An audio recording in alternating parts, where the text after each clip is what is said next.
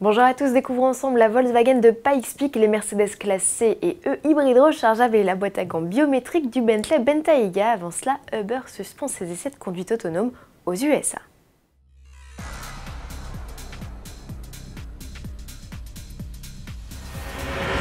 Tous les grands constructeurs et équipementiers ne jurent désormais que par ça, la conduite autonome. Si les tests de ces véhicules bardés de calculateurs et autres caméras se multiplient, ils viennent de connaître un coup d'arrêt aux États-Unis avec le décès d'un piéton dans la nuit du 19 mars.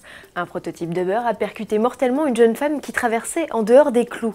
L'opérateur, présent derrière le volant comme la législation l'impose, n'a rien pu faire. Uber, qui utilise des véhicules Volvo pour développer son système de conduite autonome, la firme suédoise ne fournit que les capteurs et caméras, a annoncé qu'il suspendait ses tests en Amérique du Nord.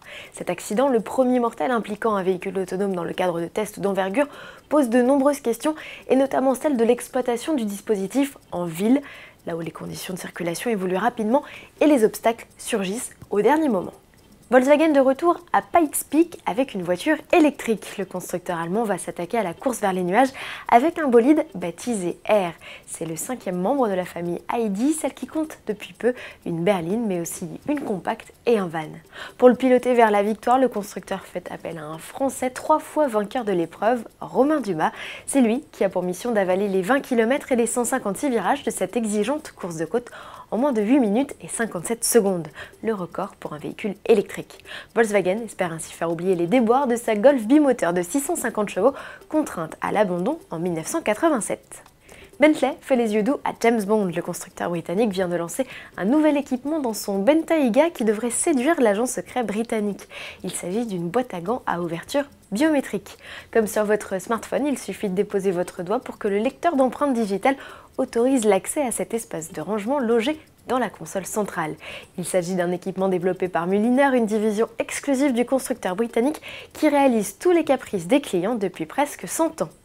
Du nouveau, sous le capot des classes C et classe E, les berlines Mercedes s'offrent une motorisation diesel hybride rechargeable. Elle associe un 4 cylindres 2 litres à un moteur électrique. Ce dernier développe à lui seul une puissance de 122 chevaux, de quoi autoriser les modèles à parcourir une cinquantaine de kilomètres sans émettre la moindre émission à l'échappement. Ces classes C et classe E, reconnaissables à leur badge EQ Power comme en F1 et équipés d'une boîte automatique à 9 rapports, seront commercialisés à la fin de l'été.